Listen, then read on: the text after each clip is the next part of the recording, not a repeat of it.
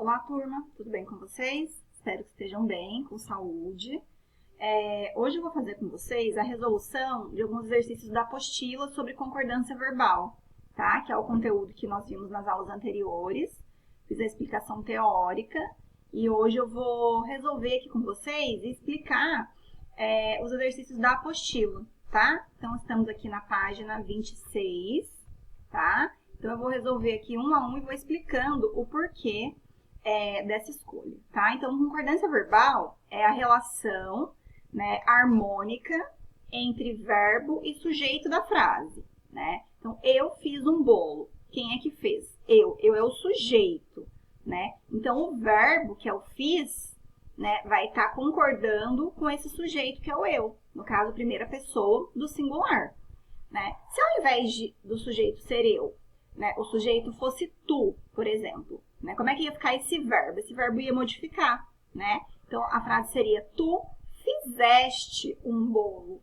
Então, vejam que o verbo, ele acompanha o sujeito da oração, né? Se o sujeito modifica, né, o verbo acompanha esse sujeito. E aí, esse verbo pode estar no singular ou no plural, né? E também pode estar na primeira, segunda ou terceira do singular e primeira, segunda ou terceira do plural, tá? Então, concordância verbal é a relação entre o verbo e o sujeito da frase. Essa relação precisa ser harmônica, né? Pessoa e número, que é singular e plural. E pessoa, primeira, segunda e terceira do singular, primeira, segunda e terceira do plural, tá? Então, vamos ver como é que isso fica na prática. Então, aqui a primeira atividade, página 27, perdão. Né? Reescreva as frases, tinham que reescrever as frases, escolhendo a forma verbal adequada, né? Ou seja, olhar o sujeito e observar qual verbo, né, que vai encaixar corretamente nessa frase, tá? Então, nuvens escuras de chuva apontava ou apontavam no horizonte, né? Então, quem é que apontava ou apontavam? Nuvens escuras de chuva. Nuvens escuras de chuva é o sujeito dessa frase. Quem é o núcleo desse sujeito? A palavra mais importante desse sujeito. A palavra mais importante aqui é nuvens, né? Olha, nuvens é a palavra mais importante. Escuras de chuva, né, estão caracterizando nuvens, é um adjunto adnominal. A palavra mais importante são nuvens. Nuvens apontava ou apontavam? Nuvens apontavam, porque nuvens são elas, são muitas, né? Então, não é singular, é plural. Nuvens são elas. Se fosse nuvem, seria ela, singular, mas são nuvens, então são elas. Então, aqui o correto é nuvens apontavam. Deixa eu mudar aqui esse marcador que está muito grosso. Diminuir a espessura dele. Acho que vai ficar melhor assim. Tá? Então, aqui, apontavam. Então, concorda, essa concordância, então vamos lembrar, né? Os exemplos que eu dou são muito simples, né? Eu fiz, tu fizeste, né? O sujeito é uma única palavrinha, mas geralmente o sujeito, ele vai ter mais de uma palavra. E é aí que surge a dificuldade de fazer essa concordância, né? Então, ali, por exemplo, nuvens escuras de chuva, né? Apontavam ou apontavam? Apontavam, porque a palavra mais importante do sujeito ali é nuvens, né? Então, concorda com o núcleo do sujeito. Todos nós esperava ou esperávamos uma resposta definitiva para o problema, né? Então, aqui, quem que é o núcleo do sujeito aqui? Nós, né? Então, aqui nós esperávamos, né? Aí, fazendo a concordância aqui, essa ficou muito fácil, né? É óbvio que nós esperávamos. A gente não fala que nós esperava. Nós dizemos que nós esperávamos. A decisão do juiz e dos bandeirinhas revoltou ou revoltaram os jogadores, né? Então, aqui, qual que é a palavra mais importante desse sujeito? Decisão, né? Aqui, o que foi que revoltou? A decisão. Essa é a palavra mais importante. Decisão foi que revoltou. Decisão é singular, ela. Então, ela revoltou. Eu não digo que ela revoltaram. Ela revoltou os jogadores, né? Então, aqui, revoltou os jogadores. Se fossem as decisões, aí sim revoltaram.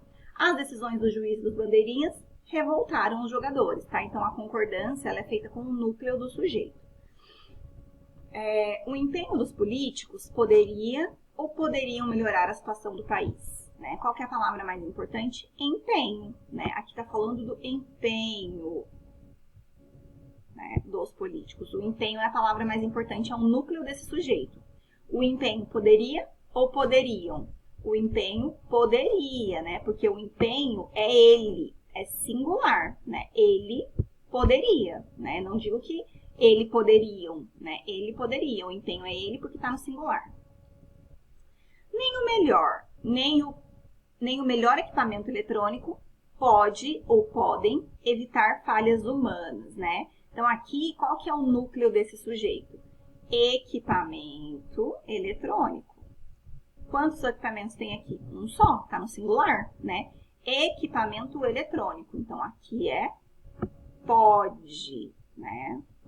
Pode evitar falhas humanas, tá? Finalmente, chegaram as férias de julho. Quem é o sujeito? O sujeito é o finalmente? Não, né? De quem que eu tô falando? Quem é que chegou ou chegaram? As férias de julho. Então, as férias de julho é o sujeito da oração. Deixa eu grifar aqui.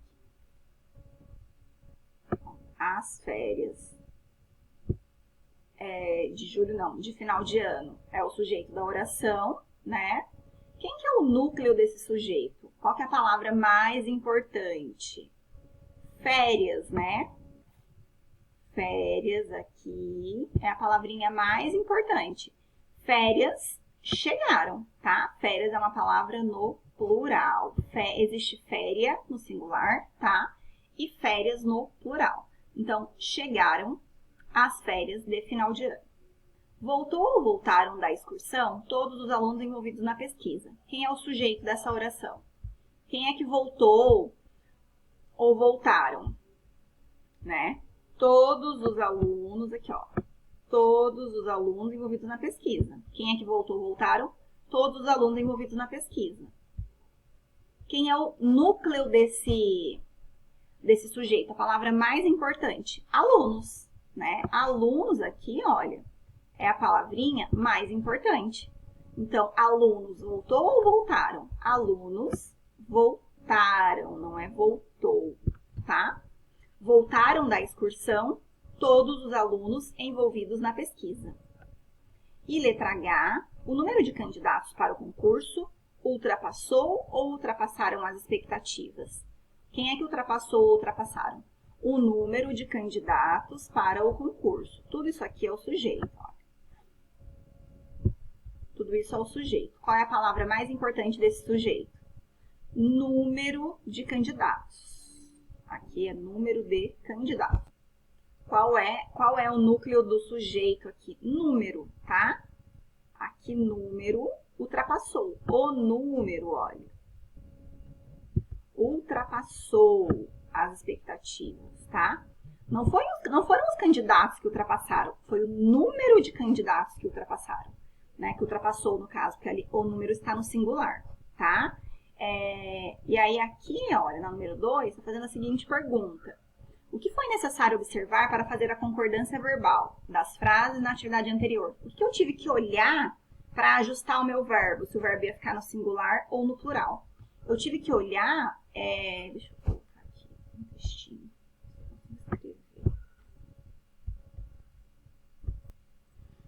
Continuando, coloquei uma caixinha para poder escrever ali, né? O que eu tive que observar para fazer a concordância, né? Então, aqui eu tive que observar.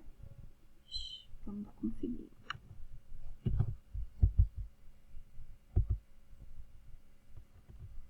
Aqui. Observar o núcleo do sujeito para fazer a concordância com o verbo, tá? Então, nesses casos aqui, a gente teve que olhar o núcleo do sujeito para fazer a concordância, tá bom? Vamos aqui para o próximo exercício. Reescreva as frases com a forma verbal que concorda adequadamente com o sujeito. Então, aqui, a gente já vai começar a entrar algumas regrinhas que eu expliquei nas videoaulas anteriores, tá? Então, se não lembrar, dá uma olhadinha nas regras, porque são algumas regras né, que existem aí, que fogem da regra geral, tá? Então, vamos para esse exercício número 3. Então, aqui, pedidos dos amigos, apelos dos parentes, nada ou convencia ou convenciam a desistir da arriscada disputa. Então, a regra, né, é que o meu verbo concorda com o meu sujeito. Se o sujeito for plural, o verbo vai para o plural. Se o sujeito for singular, o verbo vai ficar no singular. Essa é a regra geral. Mas tem algumas exceções, né? Nesse caso aqui, quem que é o sujeito? Pedido dos amigos, apelos dos parentes. Seria composto, seriam eles, né? Ó, pedidos e apelos. Seria, pela lógica, convenciam. Porém, aqui, eu expliquei uma regrinha, né?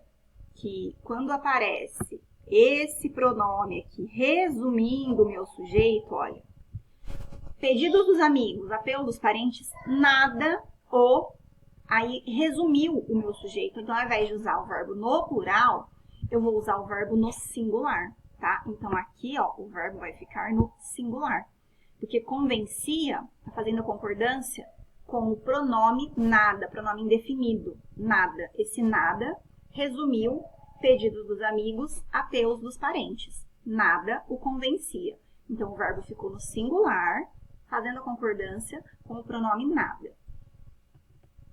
Paulo, Eduardo, Camila e eu formam ou formamos o time principal de vôlei, né? Toda vez que eu estiver junto, olha, vai ser nós, né? Então, tem 30 pessoas e eu tô junto. Somos nós, né? Se eu não estiver junto, aí não será nós, porque eu não tô junto, né? Então, aqui, formamos, tá?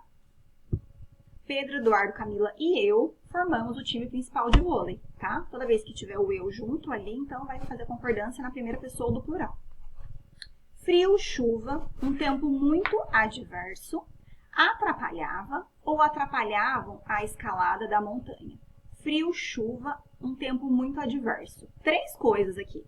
O que é que atrapalhava? Frio, chuva e o tempo adverso. Então, são eles, né? Tudo isso aí atrapalhavam, né? Atrapalhavam aqui, tá? Sujeito composto, olha. Atrapalhavam a escalada da montanha, tá? Então, aqui, sujeito no plural, verbo no plural. Eles atrapalhavam. Pressão da população, notícias da mídia e forte oposição. Tudo levou ou levaram o governo a atacar o referendo. É a mesma regra que eu expliquei lá em cima, né? Olha, tudo levou, porque tem o pronome ali, tudo, resumindo o meu sujeito. Pressão da população, notícias na mídia e forte oposição. 3 coisas, seriam eles. Mas, como apareceu o tudo, que é resumindo o meu sujeito, aí eu vou poder deixar o meu verbo no singular. Então, não é levaram. Se não tivesse o tudo, seria levaram. Pressão da população, notícias da mídia e forte oposição, levaram. Mas como tem o tudo resumiu. E aí o tudo é uma palavra no singular, o verbo também vai ficar no singular, tá? Casas de alvenaria com portas e pontes, foi arrastada ou foram arrastadas pelas águas e pelos ventos. Casas de alvenaria com portas e pontes. Elas, né? Tem um monte de coisa e não tem nenhum pronome resumindo, tá? Então, foram arrastadas pelas águas e pelos ventos, tá? Então, tudo isso aqui, né, é o sujeito e não tem nada resumindo. Com a passagem do furacão, foi dizimada ou foram dizimados a cidade, os pastos e os reservatórios de água. Aqui é uma outra regra. Quem é que foi ou foram dizimados? A cidade, os pastos e os reservatórios de água. Então, é esse que é o sujeito dessa frase. Quem é que foram dizimadas? Cidade, pastos, reservatórios de água. Esse é o sujeito. Quando o sujeito está depois do verbo e não antes do verbo, eu posso fazer a concordância com o primeiro termo do sujeito. Aqui, ó, com a cidade, tá? A cidade, os pastos e os reservatórios de água, seguindo a regra geral, seriam eles. Então, eles foram dizimados. Essa seria a regra geral. Mas, como o sujeito está depois do verbo, né, eu posso fazer a concordância com o primeiro elemento do sujeito, que daí, no caso, é a cidade. A cidade é ela é singular, então o verbo pode ficar no singular.